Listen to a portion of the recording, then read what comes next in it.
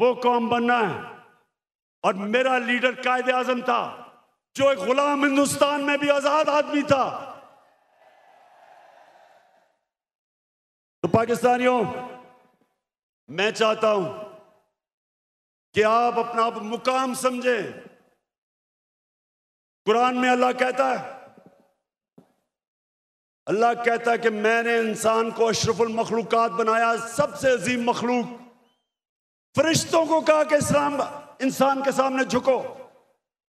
शैतान को उन्होंने जन्नत से निकाला एक वजह से, इबादत तो वो सबसे ज्यादा करता था अल्लाह की, क्योंकि उसमें तकब्बर था, कहता मैं इंसान के सामने नहीं झुकता।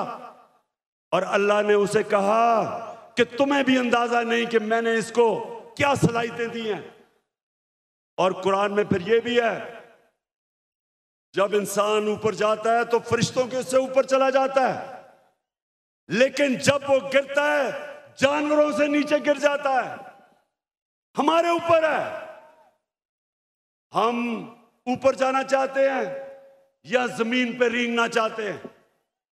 पाकिस्तानियों, आप एक दफा फैसला कर लें। जब आप फैसला करेंगे कि हम किसी सूरत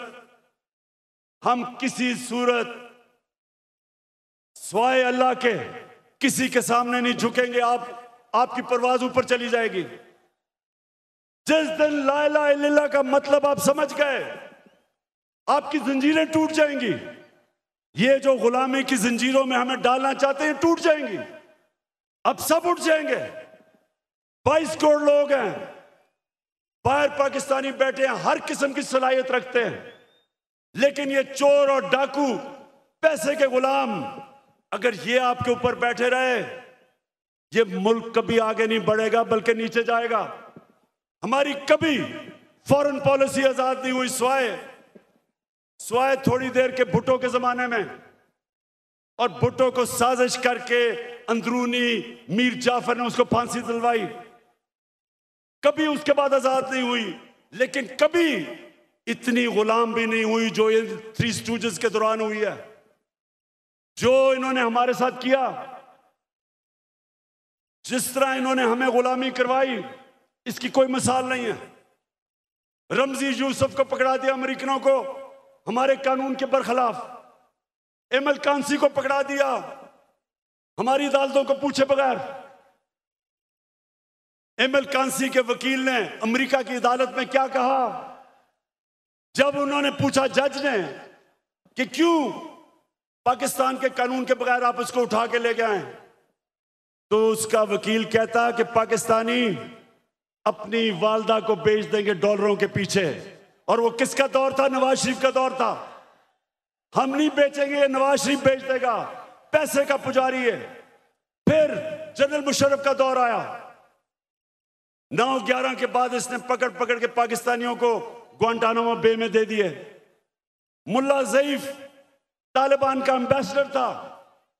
जिनीवा कन्वेंशन के मुताबिक उसको प्रोटेक्शन थी, उन्होंने उसके बावजूद पकड़ा दिया, उनको ग्वांटानामो बे में भेज दिया। हमारे मुल्क से लोगों को उठा उठा के ले गए। हम जंग उनकी लड़ रहे हैं और दुश्मन हम ही बने हुए हैं। 400 ड्रोन अटैक्स करवा दिए, कबायली इलाके को उजाड़ दिया।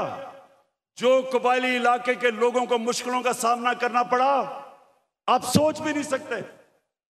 35 लाख लोगों ने नकल मकानी की वहां से, 40 लाख लोगों ने स्वाद से नकल मुकानी की। या मेरे 2 एक्स मिनिस्टर्स बैठे हुए हैं। मुराद सईद, इसकी वालदा को उसी जंग में स्वाद में जब बम फटा तो उसकी वालदा के सर पे लगा, अभी तक वो कोमा में है, सालों से वो कोमा में पड़ी हुई है।